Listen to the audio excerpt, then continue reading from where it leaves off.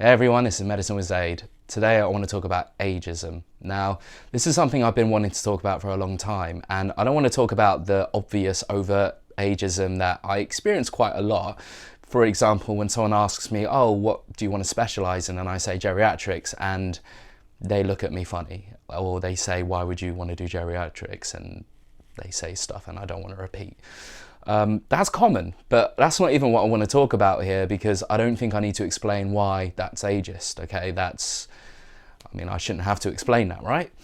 What I want to talk about is people who are not ageist. They are not ageist, and they're caring, compassionate and empathetic, and they genuinely care for and look after older people, and they help them when they're disabled. They could be carers, they could be nurses, doctors, physios, whoever they are.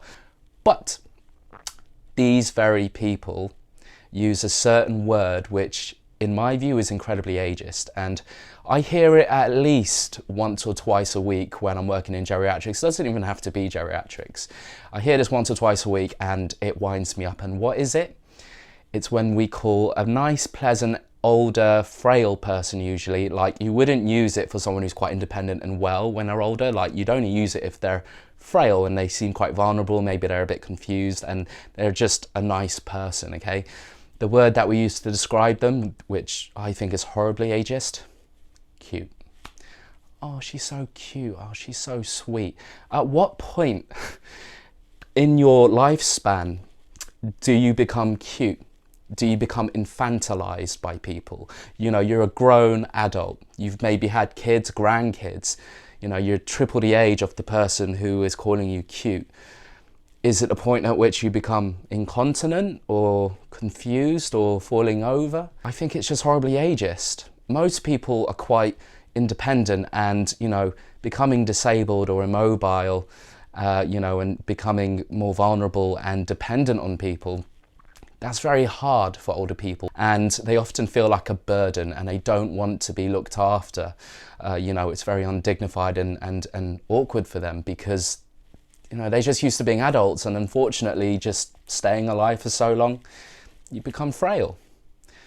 The last thing I would want in that scenario is for someone to describe me in the same way that you would for a baby, okay? Oh, this baby's so cute. You know, you wouldn't use it to describe like a 10, 11, 12-year-old or anyone between the ages of, I don't know, like 10 and 80. But the moment you get to 80 and you start becoming frail, suddenly people start calling you cute. Now, they won't call it to your face because it is rude. Like, it is, like, I would never want anyone to call me cute as a frail older person. You would never say it to someone's face, oh, you're so sweet and cute. But you would say it to your colleagues in the office. But you wouldn't think of it as being ageist, and you wouldn't think of yourself as being ageist. But think about it. You've just infantilized an adult because they're frail. You are sort of picking out the worst thing, like the hardest part of being frail, and the thing that frail people feel prejudice over, and that's being dependent and vulnerable. And you've literally picked out that one thing and you've infantilized them and called them cute.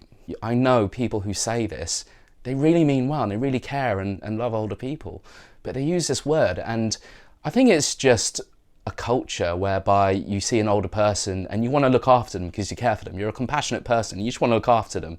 And you infantilize them in your head. You just want to look after them like they're your baby. Like you care for a baby, you care for an older person, the same. Don't think of them in the same way as you would a baby, because that's all you're doing when you call them cute. But every time I hear someone say it, I just cringe.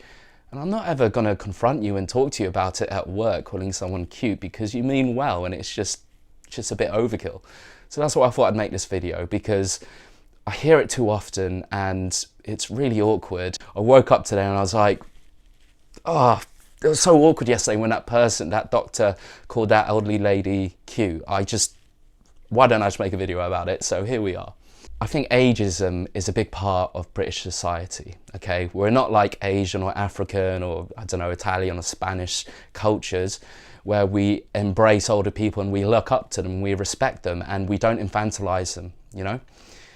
but we do here, and I think that's because we are so afraid of aging and dying in this country. And I've done 2 separate videos on dying and frailty, and I touch on these subjects, but I think the eventuality that we all have, assuming we don't die prematurely, that we will slowly become disabled and dependent, it scares a lot of people, because British people are, you know, quite proud and dignified people, understandably, fair enough. I know most people watching this video wouldn't want to be called cute when they're in that vulnerable and disabled state. So thanks for watching this video. Make sure you share it, hit that like if you thought it was enlightening, and I'll see you at the next video. Keep safe and peace.